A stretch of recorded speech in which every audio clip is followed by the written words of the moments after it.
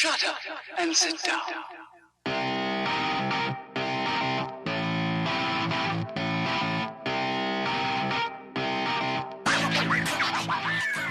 Nice bike.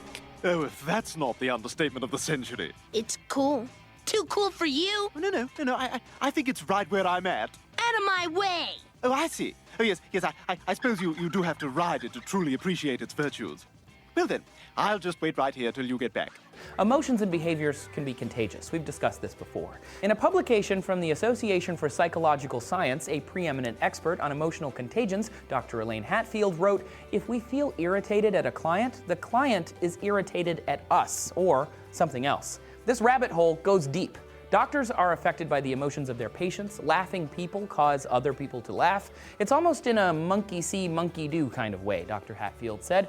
Our emotions then bleed into our actions too. When sitting in a sports bar, you'll likely pick up the emotion of excited fans and unconsciously mimic it, even if you couldn't care less, which is how a tiny bit of rudeness can go a long way.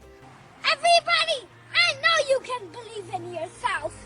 If you believe in yourself, you will know how to ride a bike. If you don't, you just keep practicing. And now, your glorious hosts, Matt Lee Grand, Evan Price, Lance Hepler, and Jake Von Doering. Please enjoy the Dialed podcast. Good stuff.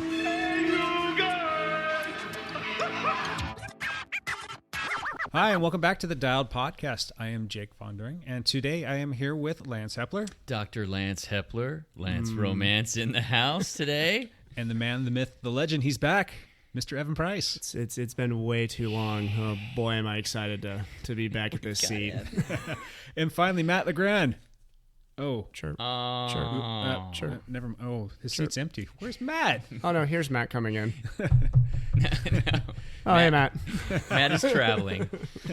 Matt is in a giant tube flying over the continental United States. That's right. Where's he going again? I believe he's flying to Atlanta. Atlanta. Yeah. Okay. And he's going to some lake in Georgia somewhere. That's what I thought it was Georgia. Yeah. Doing some stuff. So we contemplated the Skype stuff, but it just didn't work out. Mm-hmm. So we will see Matt next week. Yeah.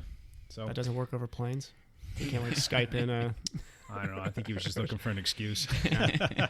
He's getting tired of us. All right. Let us get this thing started, and we're going to go through our backpedal. Evan, I'm going to save you because we have lots of backpedaling to do with you. We're going to keep it a short backpedal from you. Oh, we got questions. So we'll start with you, Lance. How was your week? Oh, I had a great week. I had a very good week, actually. A big mile week for me. I actually rode over 300 miles this last week. Wow. So, yeah. There's mountain biking in there, too, right? There was some mountain biking in there. Oh, my God. Yeah. Yeah, actually, I did go and race the short track cross country race, Portland short track race. It's a mountain bike race again. I've been slowly improving. I was really excited this week because I took Jake's bike out of his garage because he's not using it. He's not? He's not. So you stole the bike from Jake's Jake's garage? So I stole the bike from Jake's garage so I could use it. And, it's just a significantly faster bike than the one I was racing on. So I had a really good time on it. So good result, too, yeah? Yeah, there's like 30 guys in my group, men's Cat 2, age 40 to 49. And, the week before I had taken 5th and I was feeling pretty good. So I lined up, which I thought was in a good spot, which ended up being in the second row. I didn't realize I was in the second row, so I got a terrible start. Just a terrible start. Hey, blow the whistle. I'm like 12th or 13th to the first corner, so I wasn't even really in it at all. So positioning matters even more than that does even in cyclocross? It's a 30-minute race, yeah. Oh, yeah, okay. So positioning matters there a little bit. In the beginning, too, just the way the course is set up, a lot of times you'll find a lot of bottlenecks. Yeah. So if you get stuck in that bottleneck, the guys that get the whole shot, and if it's a faster guy, they can get a significant amount of time on you just in the first minute of the race. Okay. So a teammate, Mike Hamness, got the whole shot. Never saw him the rest of the race. He was gone, and he won it. Yeah, he was super strong right now. It's fun to watch. Yeah, it was. Nice. All I saw was his dust. So, attaboy, Mike. So I was 12th or 13th to the first corner, and then I was ticked, and so I kept laying down some watts on every straightaway, and just moved through the field pretty good. And Where's the spot where you pass people? Is there like a straightaway where it's there's just a dead couple sprint? of straightaways that I would just hit it as hard as I could on those straightaways and go around them. And Jake's bike is faster through those straightaways than what I was riding, so I really liked it. So anyway, I'm gaining on a couple of teammates that I knew were going to be up near the front, and by lap 3, I had kind of gotten right on the wheel of one teammate, and came to straightaway. I gassed around him, and he like goes, "Gosh dang it, Hepler!" right in those exact words, I'm sure. It was pretty funny. So he sat right on my wheel, which was good, and so I'm hammering really hard to try to drop him just a little bit. And there was a very short, steep little section where you enter the motocross track, and I'm just gassing to go up this little spot, and I pedal struck right at the top, and the bike flew to the left, and I crashed again. So this time on somebody else's bike. Yes, on Jake's bike. Jake, I tore the grip on the right side, so I think I'm going to have to buy the bike from you. I can't return it. That's one way to take a bike from some guy. That's got to be the most creative way Jake's had to give away a bike so far. Oh, that's a fun bike to ride. It is. So I go down. He goes right around me, and but I caught back up to him and got around him. And so by the end of the race, I actually ended up second place. I took second. I had no idea we were that far up because you kind of get lost in the shuffle. So I had a terrible start, but I passed 11 of the 12 guys who beat me. So that's awesome. It was fun. There you go. And I really liked hearing about the finish of that race. And 1, 2, 3 was Dialed Cycling. And then I think was fifth place. And was, fifth. was Yeah, Chris Weirman. Yeah, so fifth, you guys took 4 of the top 5 spots, which is spectacular. It was a lot of fun. Yeah, when I heard that made my day. And trust me, I need things to be making my days these days. So very cool. So that was the fun thing on Monday. And then I did a really big ride on Saturday. There's a local ride here called Tour de Blast. And it actually goes near Mount St. Helens. You may remember Mount St. Helens in 1980 erupted and blew the whole 3,500 vertical feet off the top of the mountain, and it was a big thing in the U.S. in 1980. But they do this ride that is like 84 or 85 miles with like 7,000 feet of vertical gain. And so you go, there's like 3 major climbs on it. And I actually, the ride was on Saturday. I didn't decide to do it until Friday at like there you go 8 p.m. I didn't even know it was happening on Saturday, but I was strolling through Facebook and realized, hey, one of my teammates is that tomorrow? I think I'm going to go up there and do that. So I go up there, and we had like 8 or 9 teammates who were doing it. I didn't realize it just didn't get out there really. But it was supposed to be dry and nice the whole time. It was not. It was misty and foggy and kind of rainy-ish the whole way. And the road isn't used all that much, and so this is a charity ride, so it's not a race. There were 1,600 people doing it, so lots of cyclists out there, a couple of shorter options. There were hundreds of flat tires. Wow. Hundreds of flat tires, because it was just misting enough that you would just pick up the gravel and little bits of glass on the side, and there were people flatting everywhere. Oh, no. Yeah, so that was a little frustrating that there were so many flats. Did you get flat? I did.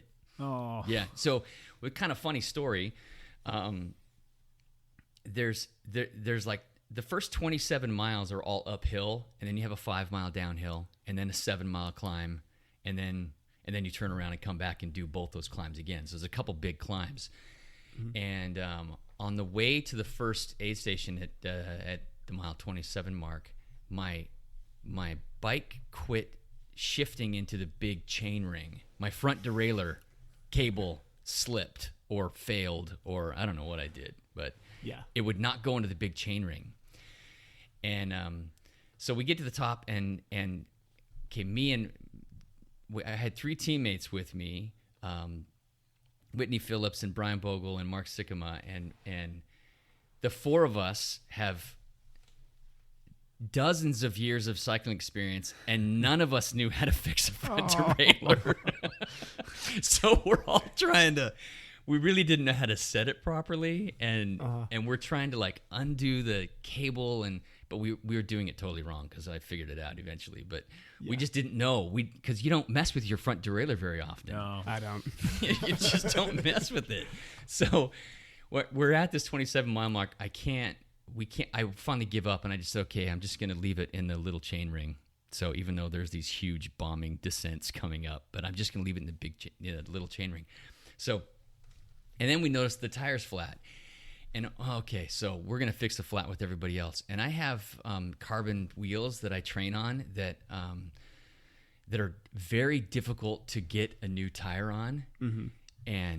And I did the rookie mistake where we get the tube off, I get the new tube in, we can't get it on because it just won't stretch far enough. It's cold and rainy, so nothing's stretching very good anyway.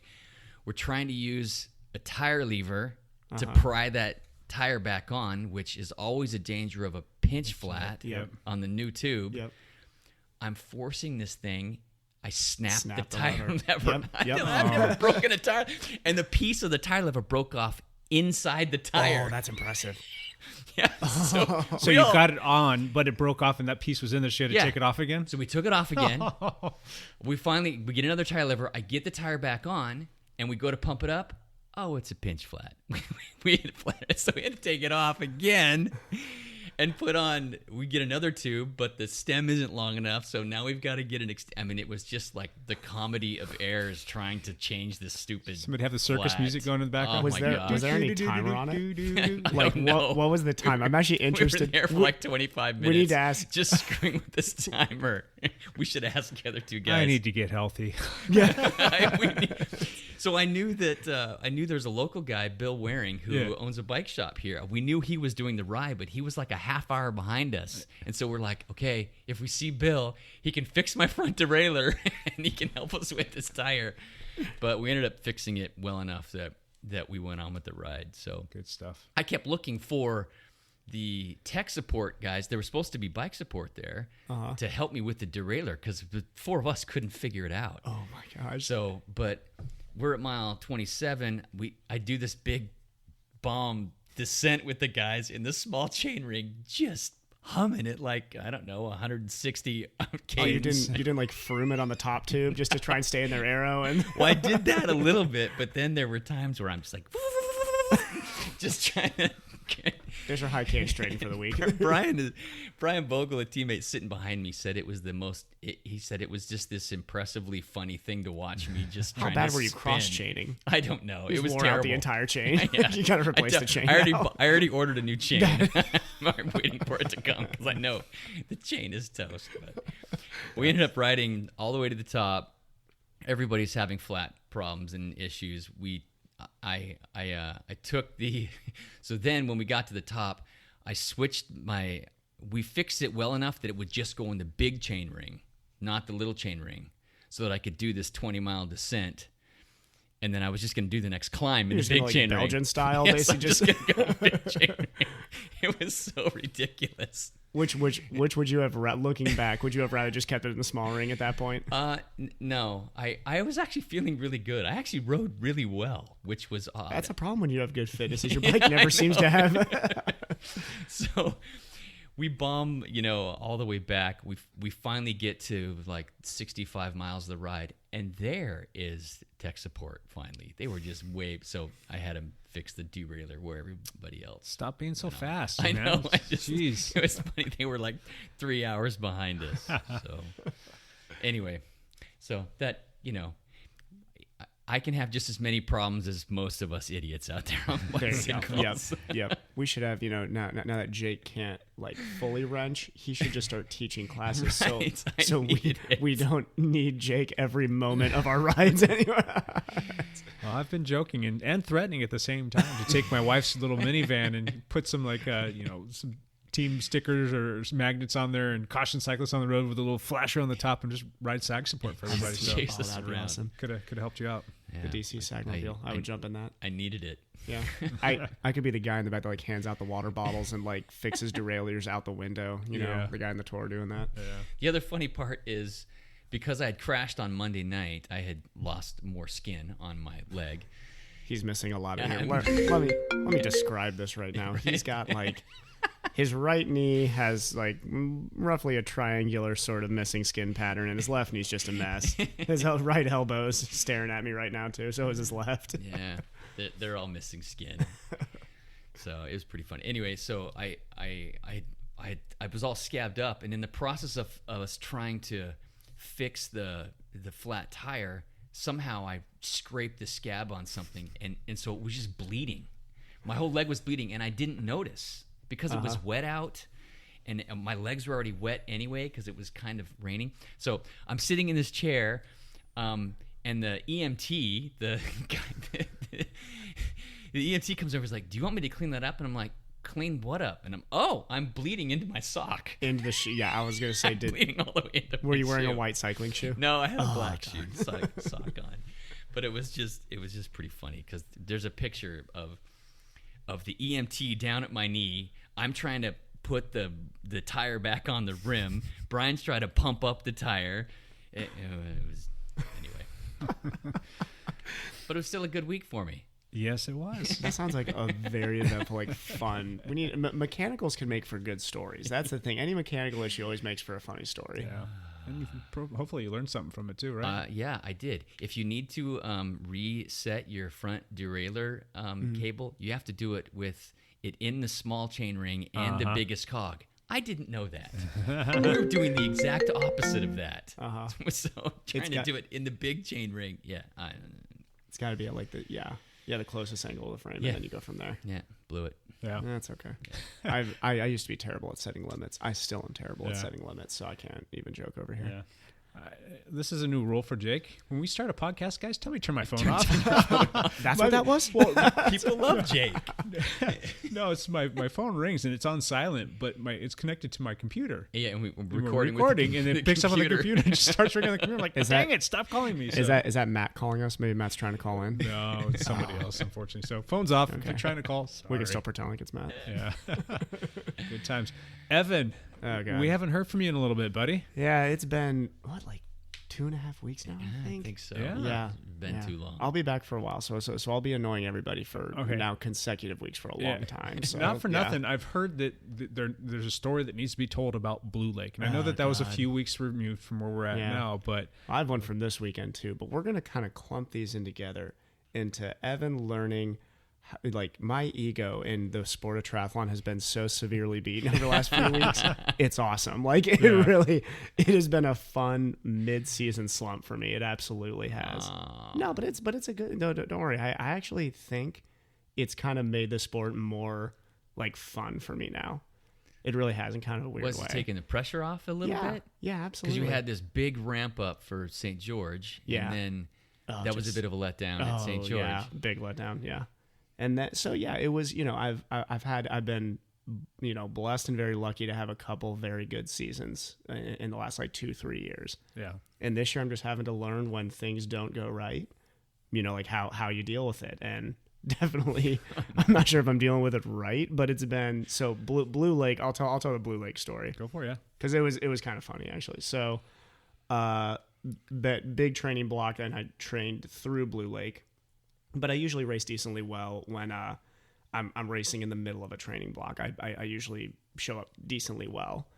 And for our listeners, Blue Lake is a Olympic distance triathlon, which is kind of a big season opener here in the Pacific Northwest. For the Y Triathlon series, it's a really big race too. A lot of fast guys there. Like it was a fast race, that's for sure. A lot of really, really good athletes there. And Y Triathlon is an awesome group that puts together just great races. I just was also at Pacific Crest this last weekend, and for a regional race group, they put on quality triathlons. They really, really do. So Y puts on that one as well, and that was down in Bend, Oregon, wasn't it? Yeah. Yeah, Sun River, but Sun River, yeah, just outside basically of Bend. Yep. Yeah. That's a long trek for Yeah. people that are based out of the Portland area. Yeah, and they do. There's people who travel for that one. I'll tell a story on Pat Crest here too, but there's some big racers from out of state who come to that, and they do a 50K trail run there too. Oh, wow. It's kind of a whole weekend of races, Friday, Saturday, and Sunday. Yeah. So they put on a great weekend. Yeah, Bend is one of those places too that we've talked about, like places you need to put on your bucket list, like destination places Yes. to go to ride, and probably do triathlon as well. Yes. That's a beautiful venue down there. Anybody looking for an awesome race, Pacific Crest Endurance Festival weekend. Yeah. That half iron distance, they call it the Beast Man, Yeah. because the bike's a little bit long. Yeah.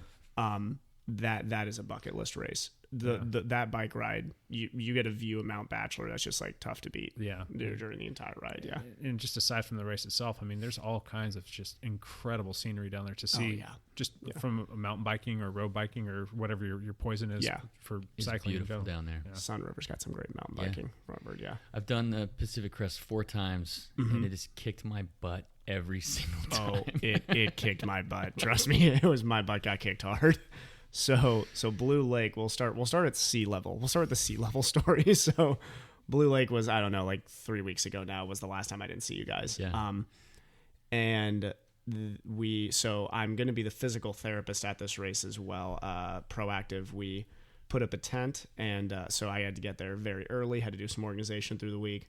My recovery wasn't great for the race, but I'm kind of getting used to that now. I don't think, as Lance here knows, when you're working in the medical field and trying to race at the same time, your recovery is worse than your patient's recovery Correct. all the time. Yeah. So get there super early, feeling actually good that day. The swim was fine. I forget what I came out in, but I came out in the group that I wanted to. Maybe could have swam a little bit faster, but it was okay. Got on the bike, feeling great. Probably the best on the bike I felt all season. Hammering away, trying to bridge the gap up to the leaders, making good time, putting my head down. A little bit later, I realized I had gone through a stoplight, and I was like, there was a flagger there, and I haven't seen anybody in a little bit. Wonder what's going on. Hit the next stoplight, nobody there, which means in my head I'm like, yep, you should have turned. I blew through a turn, like head down blew through a turn apparently. Now, let me make this very, very clear, because I used to work for a race organization. This fault is 100% mine. I am not going to sit here and say why Triathlon puts on an awesome race, and those flaggers probably were looking at me like, what is this idiot doing right now? Like, I'm pointing to the left and this guy's not doing anything. And you were probably the third guy through there, so he's not quite sure. Fourth, I think, but it was bridge. Actually, no, it may have been. I had passed some guys early, so I was right there. Yeah. So how far And down the feeling road great. did you get? I got about looking back, it was about 1 point. It was 2.5 miles was added to the race for me. Oh, jeez. To the bike, yes. So 6 minutes or something. Yeah. 6+ minutes. Yeah, or it was 5.5 minutes. It was enough to take me out of the race Yeah. for the win. But here's the cool thing. So had that moment again, like I did St. George, like, okay, this is either going to be a negative or a positive. Let's hammer the rest of this bike. Yeah. So of course, and this is a Matt story. God, I wish Matt was here right now, because this is so. I'm coming back up to that turn, and of course, I'm seeing all of these guys who I know and contenders taking this turn. I'm like, yep, they're smart, and this idiot's getting back on course. So I'm going now, catching a lot of people who know me. They're kind of looking at me weird. They're like, "What did this guy like? What is going on?" So I'm passing him, and I go by Matt. Matt looks at me, he's like, "What's going on?" I was like, "I'm an idiot. Took a wrong turn." And then Matt, after the race, told me, he was like, "I was hoping you were just going to like hang out at that point, not care about the rest of the race." He's like, "You looked really mad, so you just went in." So you just I blasted. just kept on going. And of course, in my, I think probably angry riding the position I was holding, I needed to get new aero bars and bullhorns a while ago. They're salted down and going on 6 years old. And I didn't. So, of course, because when it rains, it pours, I am about to hit the turnaround. This guy who is, by the way, just an awesome guy. His name's Matt Berg. Sure. Really, really fast racer in Yes. the area, if you know who Matt Berg is. Troutdale area, sure. I Yeah, know him. and Yeah. awesome guy. Talked to him after. He's just super, super nice guy. And I think I kind of come up with him on the bike, and he's going similar pace. I'm like, okay, cool. I got a guy I can pace with now at least. So we hit the turnaround, and I realize all of a sudden, like, my position's changing. look down, and my arrow pad has the 6 years worth of salt has finally gotten this thing to turn all the way down. Oh no. So now I'm like sitting on the ski, basically with my left arm, kind of in this weird position where my left arm's kind of underneath my right arm, but somehow it's still working out. Probably maybe more aerodynamic. Really rough on the shoulder, though, to be honest. But end up kind of holding on to Matt for the rest of the ride, just trying to keep him in sight. Put down actually what, if we took away the 2.5 miles there, I think I would have had maybe like a power PR if my power meter had been working, which of course my power meter wasn't working anyway. But really put down one of probably my best bike efforts I've ever done. Wow. Yeah. And Riding angry. yeah, came off the bike in I don't know what place, probably like somewhere in the 8, 9, 10 region. Jump off the bike and I was like, all right, I'm just gonna run hard, and ran hard and ran myself into what I think was like 5th place or something like that. And yeah. So that was the Blue Lake story, is make sure you don't blow through stoplights where there's a very nice flagger sitting there telling you which direction to go. Dope. Yeah. Matt LeGrand did a really good job of not spilling the beans on that story. Oh, God, because Well, Can't tell us we had to wait. Matt has this funny story too, where there's this turnaround point where some people are coming up the hill, and if you've already hit the turnaround, you're heading over this bridge. So you can kind of see for a little ways. Yeah. And I see Matt as I'm coming over this bridge. And so Matt sees that there's a guy in front of me.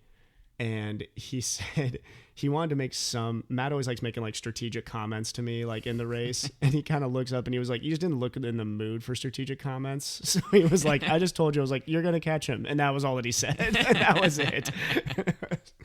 So Matt was great. And we joked about it after the race. And I'm getting made fun of by patients and teammates alike now. So for missing the flagger. So flagger didn't scream, didn't yell. He could have, and I wouldn't have heard it. I think he was just head down racing at that point. And to be honest, so I think what had happened, because I kind of remember when I passed through there, there was the group of 3 I think that went right in front of me, and there was a little gap there because they were pretty quick swimmers. So there was probably a minute or 2, 3 gap at that point. And I think he was kind of taking a break over at the side. Oh, it was still, I've done that race course last year at Midsummer. I should know that there was a left turn there. And I think I just went straight through. And of course, at that point, he probably doesn't want to step out in front because he doesn't know if I'm looking or not. So, yeah, this was 100% a personal mistake and not the poor flagger. But yeah, so raced myself back into, I guess, somewhat respectable position. But it was for the amount of fitness going to that day, was not a good result. So Pacific Crest, what happened there? Yeah, so this was my return to 73 after St. George, and I'm just gonna make a blanket statement. I don't want to race at elevation like anymore. Racing elevation is terrible. Oh my God, it's terrible. I am so bad at it, so bad. But Pacific Crest is, what is it? Is it 4,000 feet? Yeah, and the bike you're climbing up over in the 5-6 range the entire time. So the bike's at elevation. The run you're probably at 4.5, 4.6, something like that. Enough to when the lights are going out to really make the lights go out hard. So yeah, awesome race put together though. There was like a lot of really, really fast guys showed up. Ernie Mantell was there, who's a pro out of Colorado Springs, and he was, when you line up and a guy's going to win by a lot, that's kind of the situation. Is everybody's like, all right, the race for second place is on right now because he's going to win. And Pacific Crest does this awesome thing where they have everybody who's in contention for the win of the half iron starts at the same time. So there was about 20 of us that got to start together, which was cool. It kind of separates out the race. You kind of know where you are in the race at that point. And I got the fun experience of like actually hanging on to somebody through the first buoy that kind of put me towards, a good, in a decent position to swim. Yeah. Sure. So I actually had a halfway decent swim. Time-wise, not that great, but it was a choppy swim, so it was kind of slow for everybody. Outside of, I think there was a woman who came out first. She's a pro, and she was first out of the water out of everybody and just killed the swim. Was just an amazing swim, like really put down a great swim. But I came out with a guy who I've raced before, super nice guy named Mike Vulinich, who's on Team Everyman Jack. If any of the triathlete people here know, Team Everyman Jack is the all-star team of triathletes in America that are amateurs, that are I think they're an entirely amateur team actually, but they have a lot of, high achieving type of guys in personal life and in athletic life. So a really good team. Mike's a great guy. So I knew when I came out of the water, I was like, I'm in decent position right now.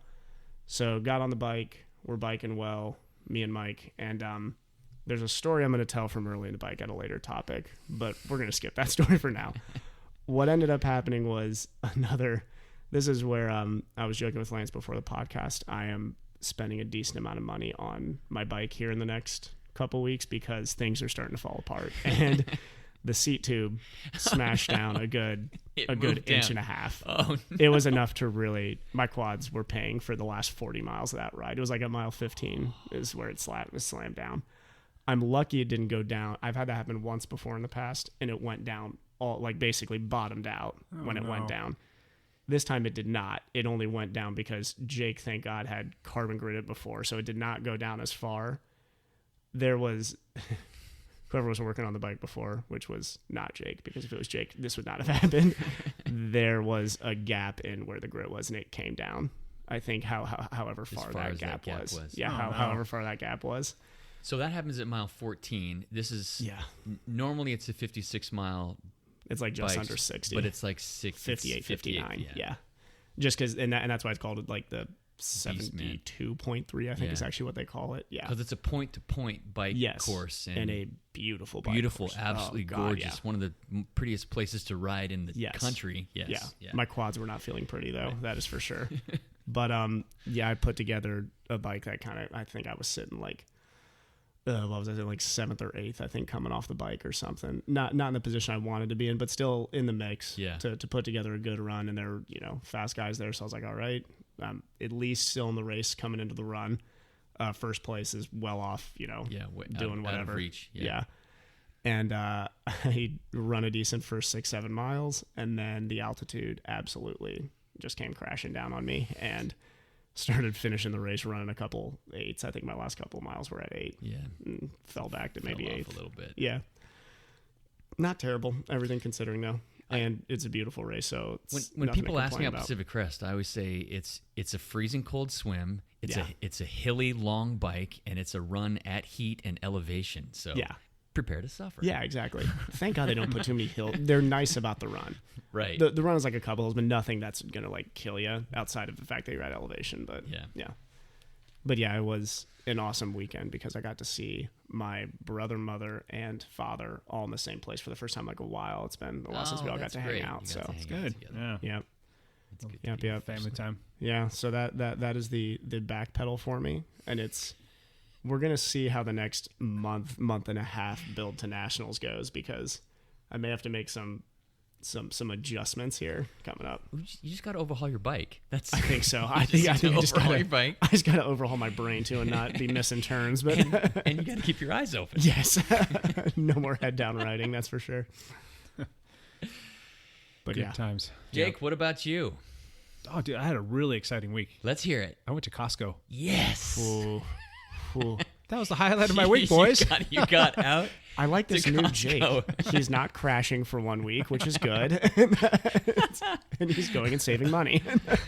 I made it from like my living room to my office a couple of times. That was good. Progress. Yeah. So, but yeah, my big outing was going to Costco. It took about twice as long because that's about how fast I walk these days and how fast I move. And boy, was I exhausted. I need a recovery day after that. He's out of a walking boot now, though. At least he's into a very securely snug brace. Yeah, I got to go get that checked out. I will be seeing the orthopedic tomorrow to have a few parts and pieces assessed and find out what the next couple weeks are going to look like for me. But yeah, it's been pretty uneventful, and I am thankful for the fact that I've been able to watch a little bit of television again. The post-concussion syndrome stuff is settling down, so I can watch a little bit of that, and that's good. Been able to watch some YouTube videos and kind of taking advantage of that time to learn a few new tricks or just dabble with some stuff that's always interested me. So that's been exciting stuff. Good. But it really boils down to really just knowing that there's not much I can control right now other than my attitude. So just trying to stay positive. And, I'm trying to tiptoe my way back into having more interaction with folks now that I'm feeling a little bit better. And hopefully that'll, be more and more with time, because I need a little bit of interaction to take my mind off of this whole recovery process. It sucks. So. And it's good. I mean, it's good that the team's doing well. You know, it's growing well. There's I know with how much effort you've put into the team development and everything, it's good to see that's able to be successful. And I know you can take a break. It's, what happened to myself and Sean was terrible, and it's kind of a statistical thing too. It's like, it's going to happen at some point in time. Usually that's what they say. And what kind of bothers me is how it, not necessarily bothers me, what it concerns me is how it's affected other people in terms of like, they'll tell you, like somebody told me yesterday, like I rode on the trainer for the whole next week because I was kind of nervous or, a little anxious about riding outside. And, it's valid, but I don't want people to, walk away from riding on the road. It just, it happened, and there's not much I can do about it. And I'm going to do my best to get back in due time. And it's going to be a long road to recovery, but I will do what I need to do. Just don't let this affect you. And hopefully we can affect some positive change. I mean, I really would like to see how we can parlay this here in our own community into, creating more awareness with drivers, pay attention. Exactly. We are people. We're not just some person wearing, some Lycra kit riding a bike. We're human beings too. Yeah. I've got a wife and I've got 3 children, and I've got work that I have to go to, and I've got things that interest me and hobbies, and a lot of that stuff has been taken away from me. And I wish people would make that connection that, you see a person out there running or doing something, riding on the side of the road. These people have lives, don't throw stuff at them. Don't yell obscenities at them. Don't, God forbid, hit them. Hit them.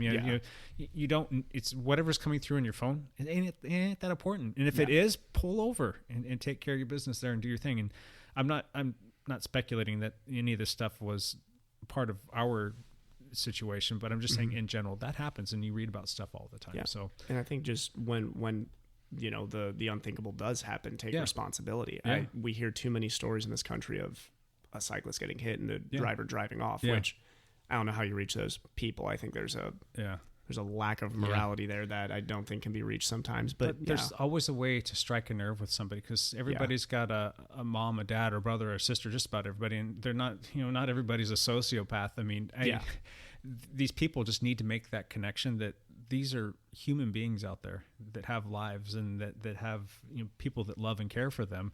And to have to go through some of the stuff that we're going through right now, I wouldn't wish that on anybody. It sucks. It hurts. And we're coming up on 3 weeks now. I still haven't slept more than 2.5 or 3 hours straight since it happened. So it's just, it's rough, but I'll do what I have to do to get through it, and I'll keep my chin up. I just don't want it to happen again, and I don't want it to happen to other people. So it's just no fun.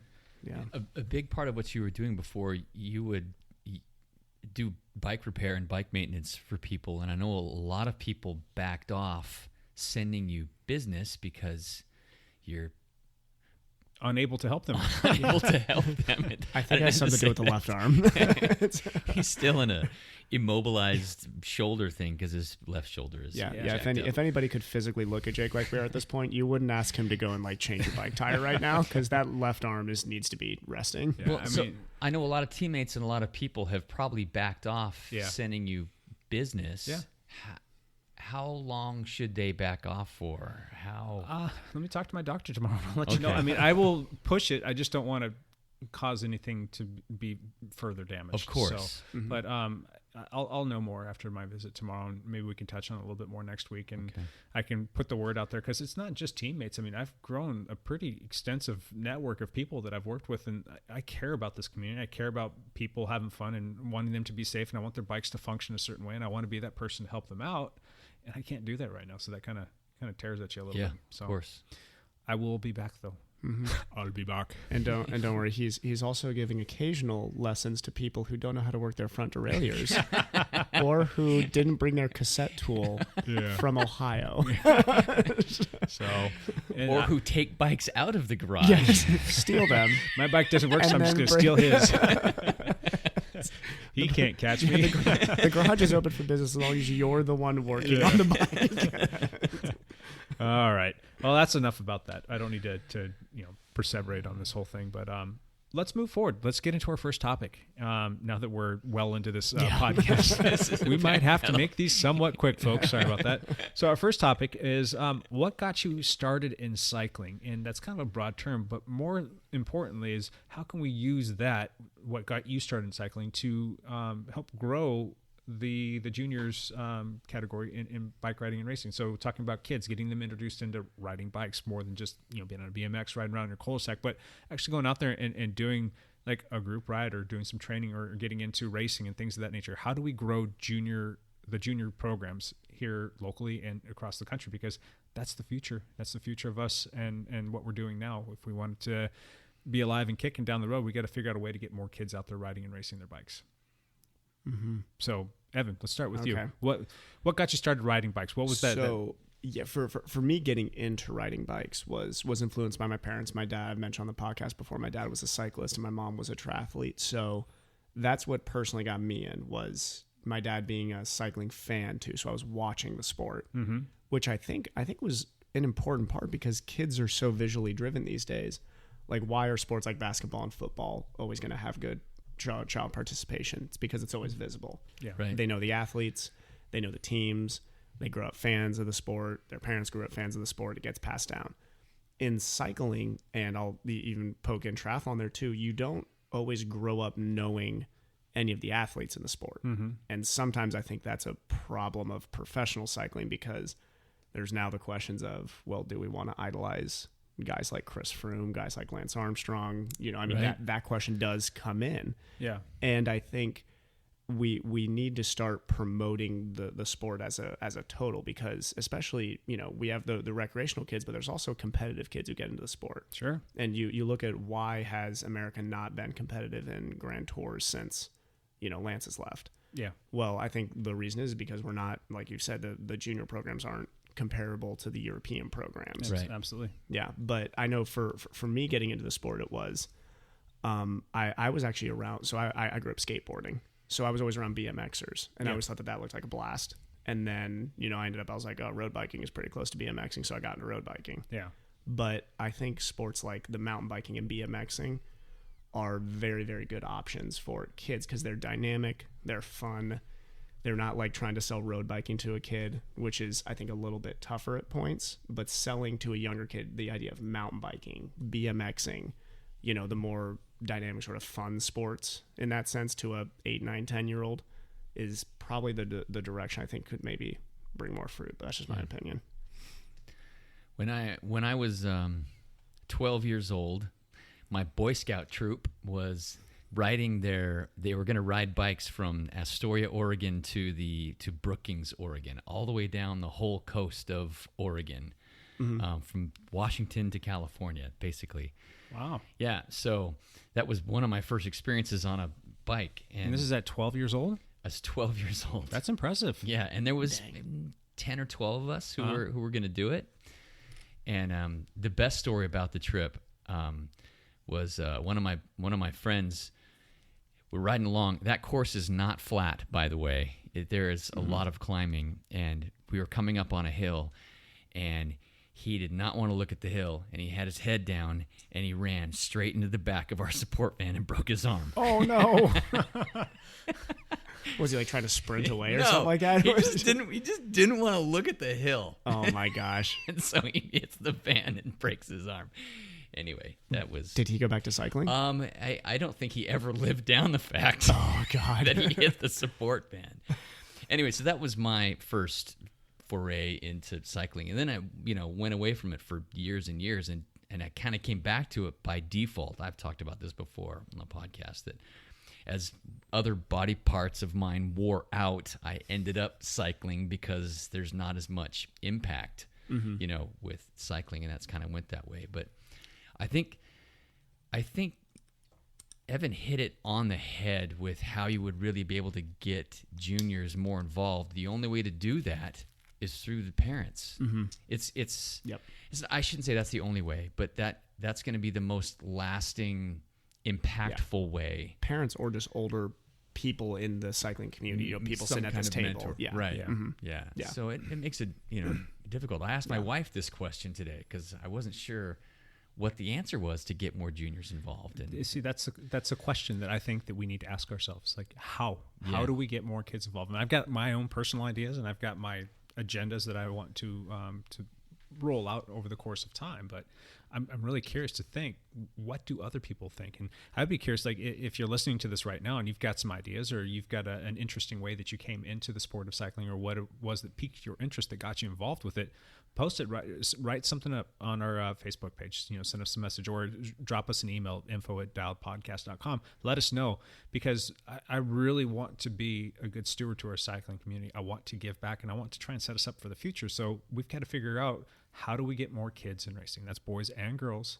How do we get more kids on bikes and racing, and kind of grow the whole cycling community from the ground up, so that we can create more awareness? Because if you've got kids that are out riding bikes at a younger age, their parents are going to see that they're out riding bikes, and they're going to be a little bit more aware of things that are going out on the road. So they might drive with a little bit more safety, because they're like, that could be my kid. That's actually when we go back to the just like you were saying, like making it aware that you're a human being out there. There's how you do it. That's how you make the connection. And just in terms of like the longevity of the sport, and the way that these kids can plug into the sport and have fun with it until they're into their 60s, their 70s, and their 80s. I mean, you mean obviously they might get a little burnt out, but there's different ways that you can take advantage of the sport, and different ways that you can use it. And once you really fall in love with it, it's not something you're going to want to give up. Like once you figure it out, once you get it, I can't see getting off a bike for the rest of my life. Right. Even after getting hit by a car and sent to the hospital for nearly a week, I still don't see myself giving it up, because I love it that much. And so there's that. But I want to make sure that we're getting more kids involved in this. And I want kids to know that there is so much fun racing to be done out there, and so many things that you could do. And the best cyclists in the world are not riding bikes right now, because they just don't know any better. They never got on a bike. And so like to expose more kids to that, and let them know that there's more than just the staple sports. You've heard me say that before, there's more than baseball, football, basketball, and soccer. You can get into cycling and triathlon, and these are some great sports. And how do you do that? So, for me, I've been on a bike since I was about 3 years old. I mean, I've got a picture of it. Maybe I'll post that up on our Facebook page and our Instagram, of me riding around on a bike with it must have been a 6 or 8 inch stem. I mean, the thing was like vertical too. It's just a funny looking bike. And I think I'm wearing a pair of pants, no shoes, no shirt, because that's just how I rolled when I was a kid. But I've been on a bike ever since I can remember. And I was always self-motivated to be on a bike. There was just something about them when I was a kid. I fell in love with them, and I've always been riding them, sometimes a lot more than others. But I think I'm kind of an anomaly, but the racing component of it was really just through connections of like friends saying, hey, you love riding your bike, you should come out and race, because you're kind of fast, you could do pretty well. I'm like, oh, maybe I'll give it a shot. Right. And so you try a couple events, and like, oh my gosh, there's a whole different dimension to this sport that I love. And then you start falling in love with that, and you meet more people, they introduce you to more things. And I would have, like, if you told me like 10 years ago that I'd be loving gravel grinding on a bike that looks like a road bike, and this cyclocross hybrid bike, I would have said, you're absolutely nuts. Why would you ever ride that kind of bike, all that kind of stuff? But here it is. Love it. Cyclocross racing, love it. Road racing, love it. Mountain bike racing, loving it. It's just so much about the sport that it gives you all kinds of different ways to plug into it. And I want to make sure that not only my kids have access to that, but other kids as well. Like, how do we get these kids involved with the sport? And like you said, a lot of it comes back to the parents. Yeah. So it also I think comes down to these big companies. So, and I'm going to bring this up in our next topic too, but expenses for this sport. Yeah. There's got to be more and I know that there's entry options for all road bikes there is, but there's got to be even more affordable options. Sure. And the reason this was brought up, I'll bring this up now instead of in the next topic, is we were talking about, why is there always a certain type of, elite racer in these sports like triathlon and cycling? I think sometimes there's stigmas with that type of person. And I think a couple of us started to realize is that the sport isn't financially accessible to everybody. No. So why do sports like basketball and football grab the best athletes? Is because, newsflash, the best athletes aren't always in the most affluent neighborhoods. Actually, most of the time they're not in the most affluent neighborhoods. Yeah. Now, if you're somebody who grows up in, I'm just going to use West Dayton as an example, West Dayton, Ohio, and you are a great athlete, you're going to play basketball or football. Yeah. Well, how do we start getting some of those athletes into a sport like cycling? Yeah. Or, triathlon? The sport would do so well with some diversity. Yeah. And again, we don't want this to be a sport of privilege. We want this to be a sport for the people. So yeah. And I love the grittiness of some of the younger riders I know that don't come from affluent families. I love that. And it's, you look at I've watched a lot of documentaries on early European racing, and cycling in Europe used to be known as what they called the boxer sport. And the reason they called it that was because it was considered a poor person's sport. It was a desperate man's sport. It was, like, why would you do the Tour de France?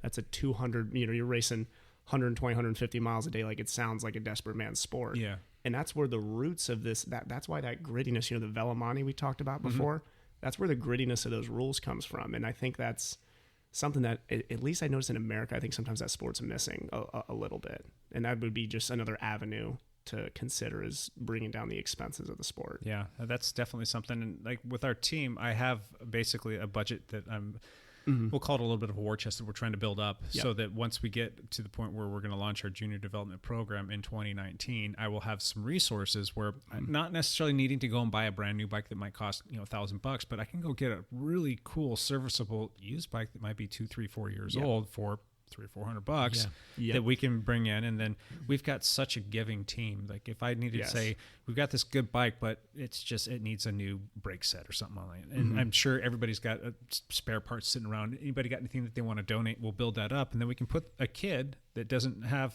the financial means or wherewithal to get on a nicer bike to come out and actually use one of our team bikes. And if it works out, the kid wants to come on the team, wants to do some racing, we will put them on a bike. We will get them racing. We will put them into our system. Our team will have the funds to offset their race fees, and we'll get them involved in the sport. Yeah. So, and this is where what Jake's doing is exactly what I'm talking about. That's the perfect model, and it's almost like you need to like write a book on like the model of that if this really starts to take off, and like more teams need to. Because I mean, let's be honest. Most cycling teams that are as big as Dialed, which is a big team now, have people willing and financially able to support something like this. Yeah. You don't even have to be financial. You could be like one of the poorest teams in the world wearing ragtag stuff, and you're a team. As long as you have a little bit of time to mentor and to give back to some of these kids that maybe can come up with a bike, but just their parents don't have the means to go out and ride with them. Maybe they've got all kinds of different reasons, but there are so many different ways that you can give back to the community. So there's, I can remember being told that, you've got your time, you've got your talent, you've got your treasure, try and give back what you can of those three things. And for cycling, I want to be able to do as many of those three things as I possibly can. And so, for us to, to get exposure for these kids to the sport, we need to be able to mentor them. So I'm going to be able to hopefully give up some of my time to get them involved in the sport. I'm hoping that with my background and my racing and my understanding of, sports psychology, but a little bit of that too, but the exercise physiology, teaching them about, proper training and how to go through that whole process. So giving back some of my, my talent, I guess we can call it that.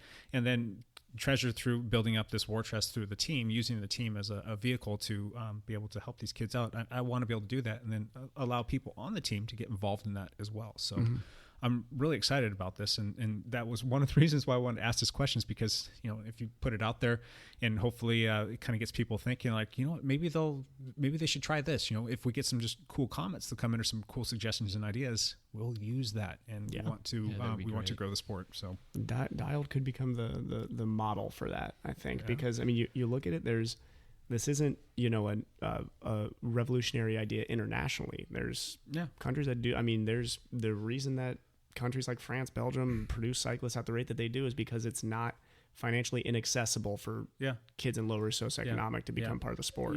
We're not creating something brand new. This isn't some revolutionary idea. Yeah. You just have maybe to have in this country. You just have to have the desire to want to give back to something that you love and you're passionate about. So that's kind of what my thoughts were. And really just any different way that we can get kids excited about this, I'm all for it. So again, getting them exposed, watching shows on television, or not shows, but races on television is a great thing, like you mentioned. Being mentors to these kids and asking the community that you're involved with to give back to these kids. I mean, if you put something together, it doesn't take very much.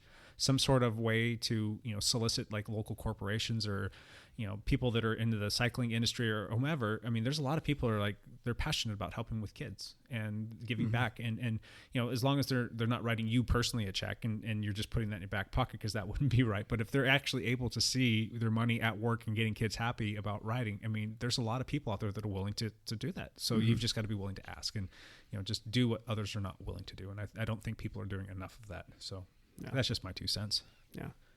Man, I'll tell you what, Jake, like he loses function his left arm and like his brain is operating at a very, he's just like, he's becoming very philosophical right now. I like it. Yeah. Good stuff. Yeah. Okay. Well, we'll go ahead and we'll call that a wrap on that subject. But Yeah. again, if you guys, anybody that's listening out there, if you've got some feedback on this, Oh yeah, absolutely. please share. Email us info@Dial Podcast or any of our first names at Dial Podcast, or just jump on our Facebook page and shoot us a message over there. Be super excited to hear from you. All right. Next topic. Let's change gears.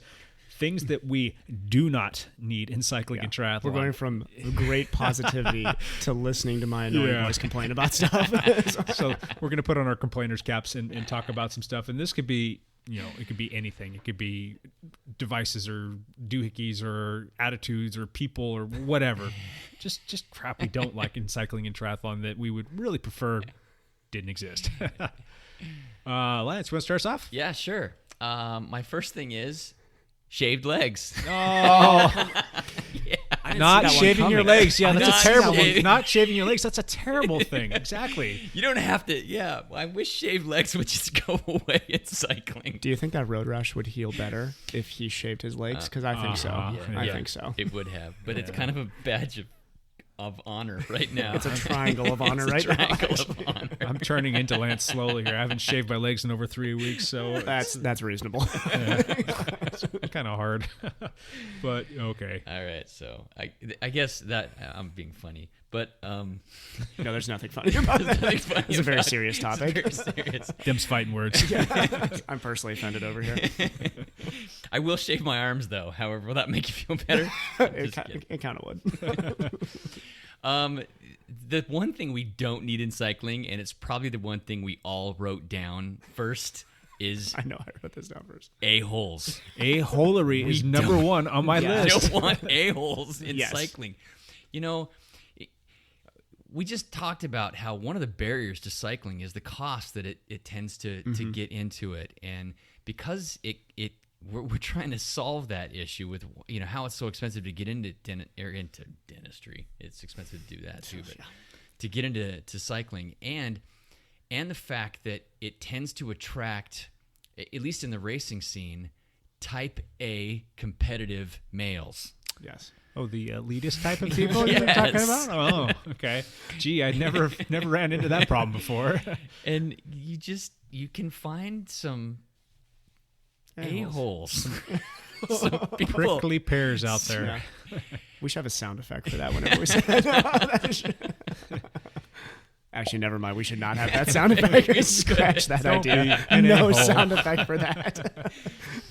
So anyway, I that's the one thing when you hear about roadies or road riders, guys that just ride on the road, they tend to have a bit of an attitude about some things. And just listen to mountain bikers talk about roads. I mean, really, that's right. The like, I don't always agree with that stereotype, but it's there for a reason. It's there for a reason. And I am a guy who came from the mountain biking scene, so that's kind of there you go. That's my MO. That's just kind of fit my personality. When I got into road racing, I'm like, dude, guys, relax, chill out. You just boil it down to that. Chill out is all that there needs. Yeah.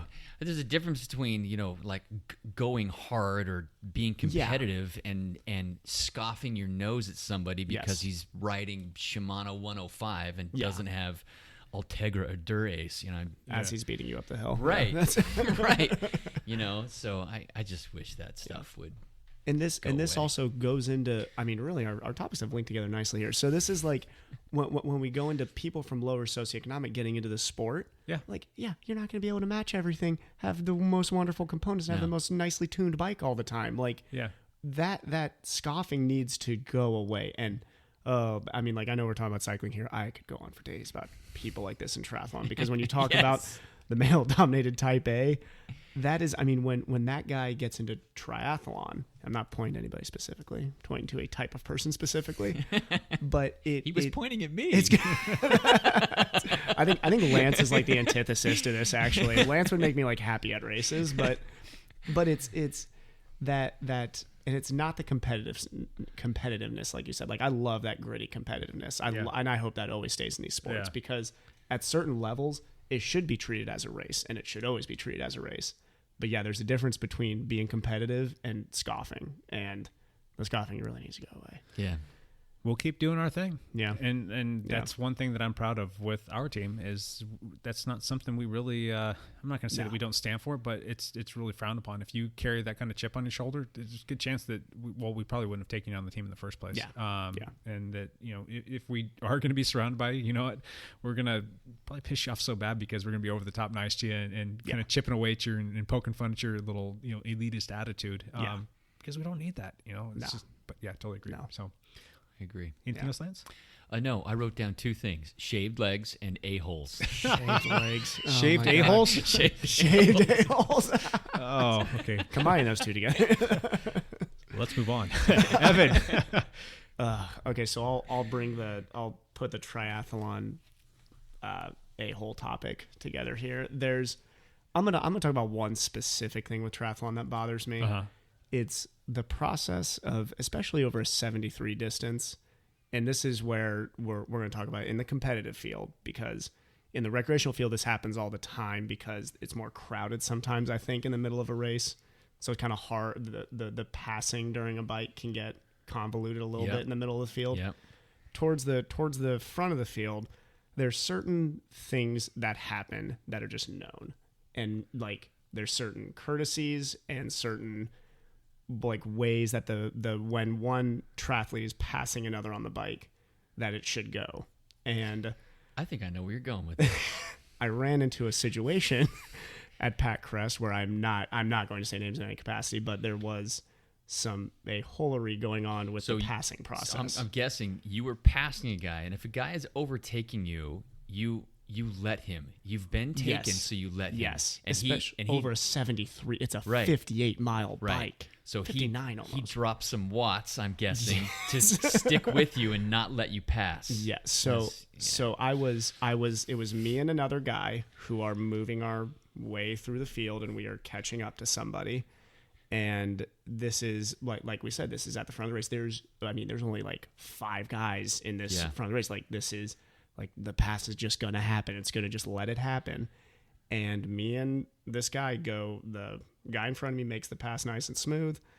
And I go to make the pass, and he does exactly what you talk about. Starts putting watts down to stay right next to me. And at some point I kind of look over at him, and he says in no uncertain terms, "Please don't cut me off." And I kind of look at him very confused. I'm like, what are you talking about right now? This is I'm overtaking you. Exactly. I don't think he understood what was going on with the situation. So I kind of, and this is a very experienced, very good racer too. Yeah. Like I know this guy. He's a very, very experienced, good racer. So I just pull off the back. I'm like, all right, you do your thing. Hang back for a little bit. He then continues his zone 4 watt outputtage here and goes to pass the guy who had already passed him. And can't do it. So he's hanging out next to him now. So this is just, Jake's looking over here. Jake's face as a cyclist is cracking me up right now. But this is what goes on in triathlon when there's like that little bit of ego that is, Yeah. I mean, we're at In a non-drafting race. We're where at you can't mile draft. 15 of this. Right. We got 3 hours left in this race. Like, let your legs have a little, like for this guy I almost felt bad. I was like what? I mean, he ended up having a good race, he's a fast runner, but like, good God, he was killing himself on the bike at this point. And I just decide, this is not allowed. What I'm about to say that I did is not allowed. Let me be clear. And maybe if Y Triathlon hears this, I should get a penalty for this. But I decided to then overpass the stack 2 with some authority and just blast around both of them. And said some not mean things, but made it clear what I was doing was sending a message, and kept on going. The other guy dropped him, and we went on. But that was a completely unnecessary little 2-minute segment that just did not need to happen. Yeah, it just did not need to happen, and that's. When we go back to a-holery, I'm sure I've done some things in my triathlon career that if somebody was on a podcast, they'd be like, there was this one guy.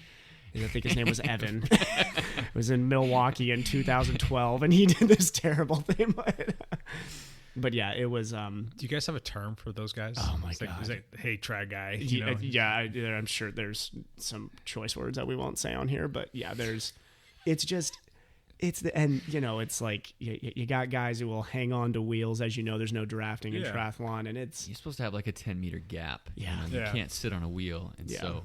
The amount of drama in some of the front of these races just still cracks me up to this day. That's funny. Especially being, God, I'm going into like finishing up my 8th season here by the end of this season. I'm like, I mean, you would think at some point for people in their 30s who have been racing at that level for a long time, it would start to, like you'd stop doing it at some point, so but much, they just, no, it's like grown children. Yes, exactly. Fun.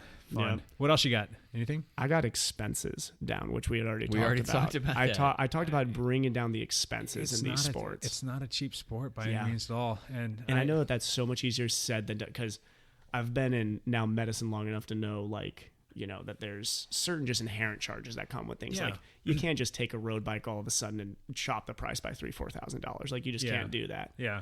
But I mean, there are gotta be something. Big margins in there for the bike manufacturers. But the thing is they, for the good ones that are doing a good job, I mean, they put a ton of money and they're taking a big risk of running a corporation. I understand that they need to make money. And, you know, there's a lot of research and development that goes into the making of these bikes through the whole, you know, CADing process and the whole like creating you know, templates and test bikes and that other stuff, and then you got to create your molds, and then you're going through this whole process of working with the OEMs on the outside and pay the engineers too and all that. I know that from just my interactions and talking with people, I believe that the margins for them, it's still pretty substantially nice. I mean, they're doing well. I mean, for, you know, if there's 100% MSRP cost on the bike, you know, the dealer is usually somewhere in that 30 to 40 range, just depending upon what kind of a dealer and the percent points that they'll put on a bike.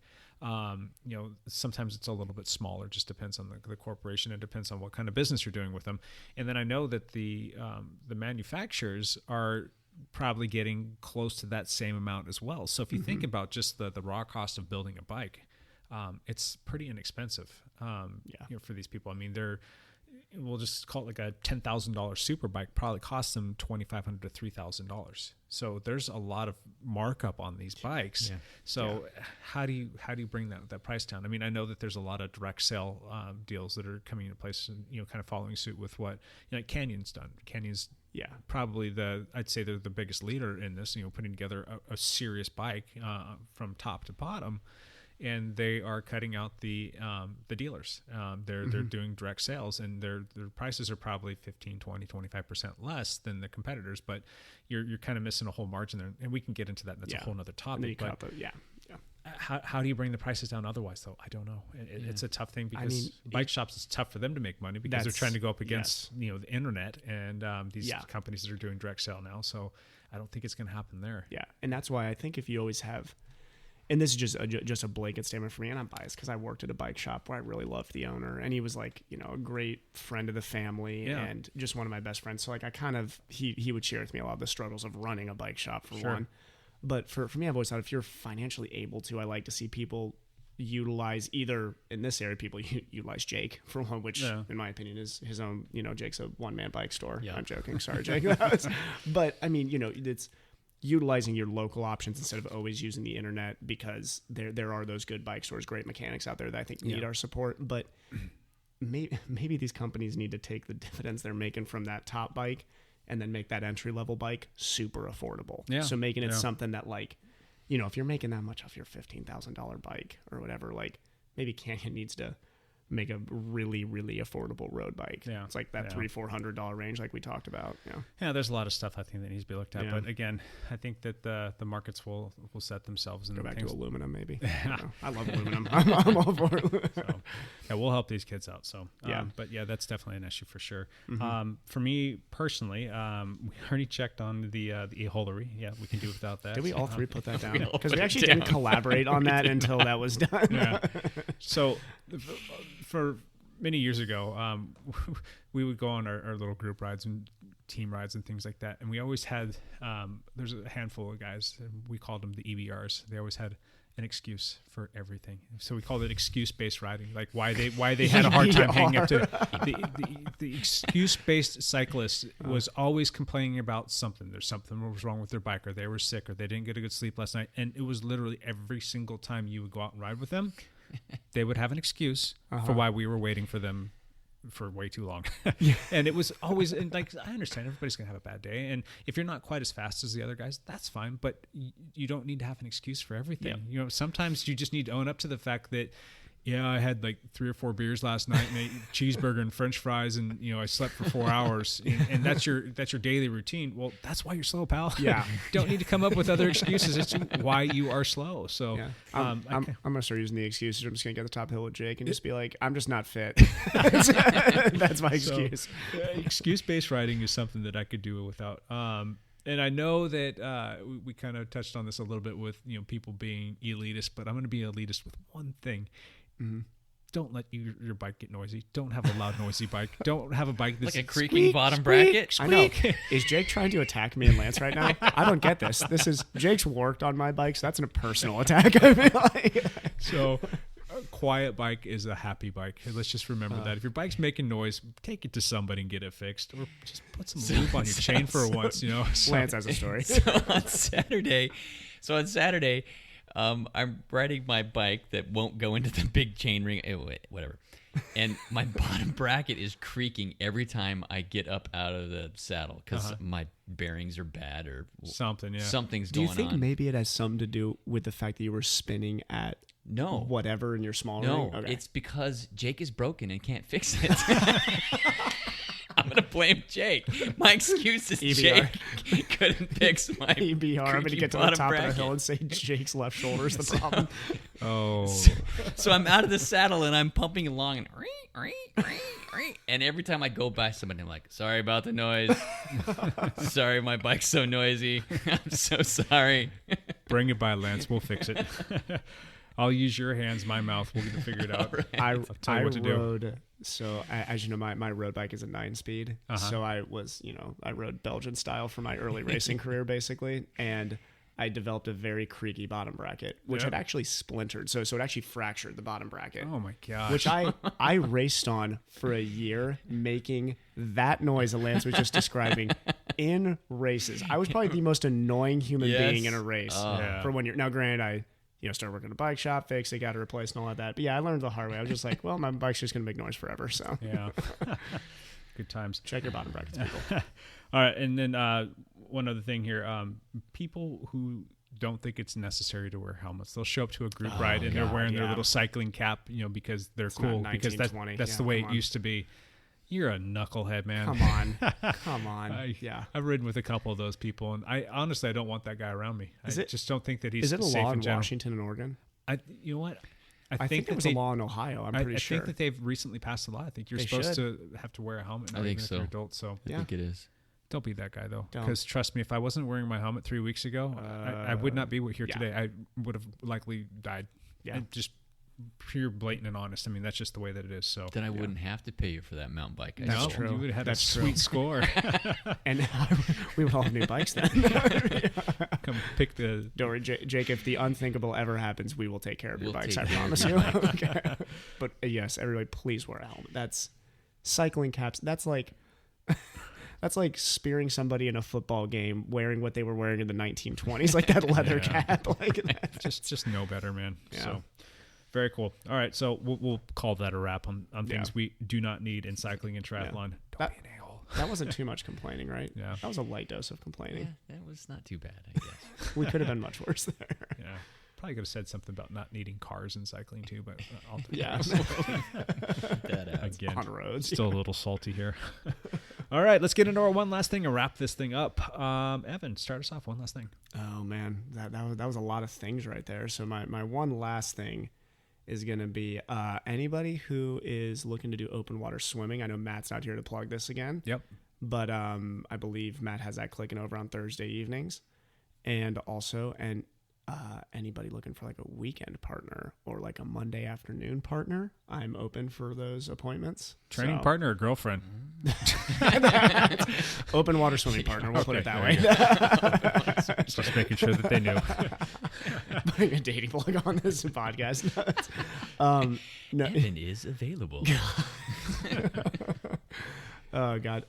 Speaking of Matt too, real quick, I'm just Yeah. gonna plug one of his recent videos he did. I thought was kind of cool, talking about the chain loops. That I put that up on the, the Yeah, I saw Facebook it. page for Dial Podcast. I thought that was kind of a cool little video that he posted. Yeah. So go check that out if you want to learn about gaining a few free watts. He does these cool things on Friday called Free Watt Fridays or something like that. Really neat little series that he's doing. So cool I stuff. also followed his long sleeve wetsuit, basically instructions. Yeah. There too. I really watched it. I was like, I've been putting on long sleeve wetsuits for years. I want to make sure I'm kind of following what he's saying there. Sure.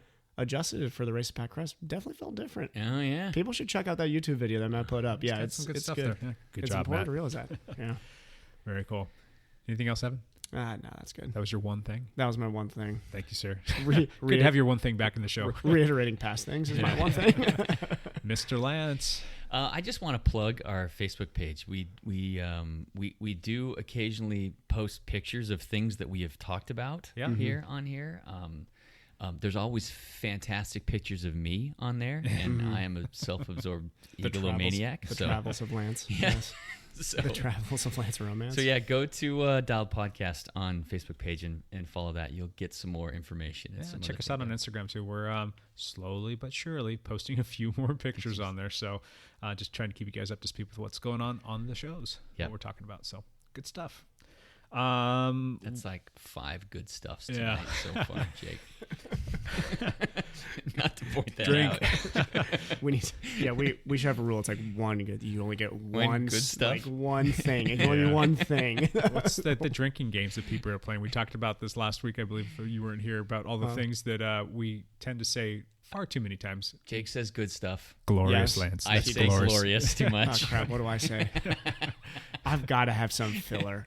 Like I have to have some bad filler. I've only noticed Jake in mine, so I haven't noticed yours. I've noticed Jake's. Matt. Oh God, does Matt have one? We got to think about Matt's. I'm sure Matt has something that he uses. Funny. Good stuff. Good stuff. Yes. I was about to plug that for you. Okay, my one last thing, and this is something that I learned, and it kind of is tied into the accident I was going to get into. I'm not going to talk about that, but something that I learned that you should look into, both of you guys, is your auto insurance. Even though you are a cyclist out on the road, I've been informed that we have a part of our auto insurance that is the underinsured motorist policy. So if something should happen to you, heaven forbid, and let's say that the person who hits you has very poor auto coverage or no coverage at all, there is a part of your auto insurance called underinsured motorist. And basically that will basically help supplement your medical costs and any kind of other stuff that's incurred during the whole process of what's happening to you. That's important. So I looked into that, and I think our cost went up to like $50,000, which is a decent amount, but it was actually, that was pretty low in terms of what the agent was telling us. And we went ahead and I think it was doubled or tripled the amount of what ours is. And I think our annual cost, the amount that it went up, was like $15 for the year. It was super cheap. So I highly, highly, highly recommend that you hedge, pay that extra couple of bucks a month or a year, whatever it ends up being, and get that increased underinsured motorist policy on your auto insurance, just to kind of cover your butt in case something happened. I mean, we go out on these rides and you can get hurt and things stack up pretty quick. I mean, I've got medical bills that are starting to come in. I'm like, oh my gosh, that is so expensive. And then you think about like your bike that's in a pile of just rubbish now. Bikes are not cheap. I mean, you can spend in the low thousands to tens of not tens but over $10,000 on a bike. I mean, some of these bikes are super expensive. The worst thing in the world that could happen is somebody hits you and they don't have insurance coverage, or their policy just absolutely sucks, and like you're all of a sudden left with all this debt, and you're like, wow, well, at least you have something to fall back on. So just take a look into it. Call your agent up, check your policy, and see what it is, and make sure that you're properly covered, because it's going to be well worth it in the long run. Yeah. Perfect. That is it. That is a wrap. Matt, we hope you made it to Atlanta safely. Yep. And we miss you. Yeah. We Evan, miss you, Matt. welcome back. Thank you for getting back in here. We've missed having you in here. So It's going to be a fun couple months here, guys. Lance, always good to see you as always. Good luck in your race tonight. Thank you. Yeah, go get them. And I will hopefully make some positive steps over the next week. And I would be tickled pink if anybody would like to reach out to us on our socials, whether it be Instagram or Facebook or email, and just have something to say about the show. That would make my week. So do that. And then also too, I've noticed that there's been a lot of positive, good 5-star reviews of the Dialed podcast on iTunes. That is awesome. So thank you very much for doing that, folks. All right, guys, I think that's it. We'll call it a day. All right. Guys, have a good one. Good. All right. See you next time. All right. Bye for now.